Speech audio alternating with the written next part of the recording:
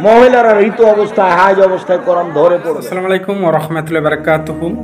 ওযু ছাড়া কি পবিত্র কোরআন শরীফ ধরে পড়া যাবে?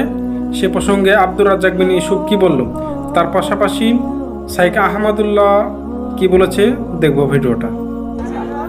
ওযু ছাড়া কোরআন ধরা যাবে কি? 100 বার যাবে। ওযু ছাড়া কোরআন ধরা যাবে, কোরআন পড়া যাবে, এটাই ঠিক। মহিলারা ঋতু অবস্থায় হাইজ অবস্থায় কোরআন ধরে পড়বে। ইসলামের আইনে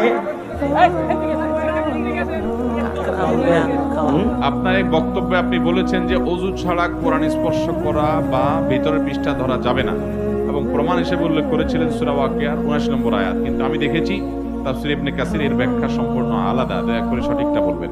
যদি আপনি এটা আমার কোনো বক্তব্য শুনে থাকেন তাহলে আমার মনে হয় আপনি ভুল শুনেছেন, অথবা কেউ এটা ভুলভাবে প্রকাশ করছে।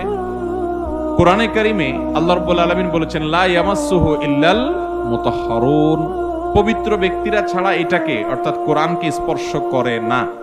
এই আয়াত দ্বারায় ওযু করা ছাড়া কোরআন স্পর্শ করা যাবে না, এই আয়াত দ্বারায় আমরা প্রমাণ করার চেষ্টা কোথাও করেছি বলে আমার মনে পড়ে না। কারণ আমি জানি এই আয়াতের সবচেয়ে প্রসিদ্ধ এবং গ্রহণযোগ্য ব্যাখ্যা হলো যে এখানে লোহে মাহফুজের কোরআনের কথা বলা হয়েছে, আর মুতাহহার বলতে পবিত্র বলতে ফেরেশতাদের কথা বলা হয়েছে।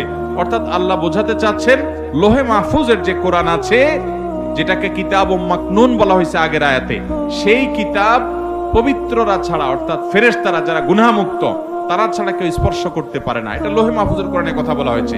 এই আয়াত দিয়ে কোরআন স্পর্শ করার জন্য ওযু আবশ্যক সেই মাসআলা এই আয়াত দিয়ে প্রমাণিত হয় না।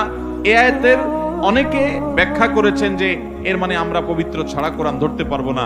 তাদের ব্যাখ্যা অনুপাতে প্রমাণ হয়, কিন্তু বেশিরভাগ মুফাসসিরদের মত এবং গ্রহণযোগ্য মত হলো প্রথমটা। যাই হোক, তার মানে এই না যে কোরআন ওযু ছাড়া স্পর্শ করা যাবে। কোরআন ওযু ছাড়া স্পর্শ করা যাবে না। বহু হাদিস এর সপক্ষে আছে, একটা দুইটা নয়, বহু হাদিস।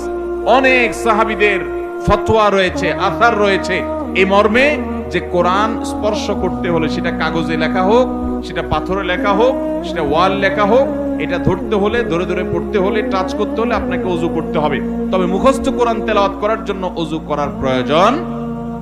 ওযুর মাধ্যমে শয়তান মুক্ত হয়। ভিডিও পেতে চ্যানেলটা অবশ্যই সাবস্ক্রাইব করবেন, ধরে ধরে পড়বেন। আসসালামু আলাইকুম, শয়তান থেকে পালানোর জন্য একদিকে আউযুবিল্লাহ পড়তে হয়, আপনাদের মতামত ওযু করতে হয়। কোরআন পড়েই আপনি ভুল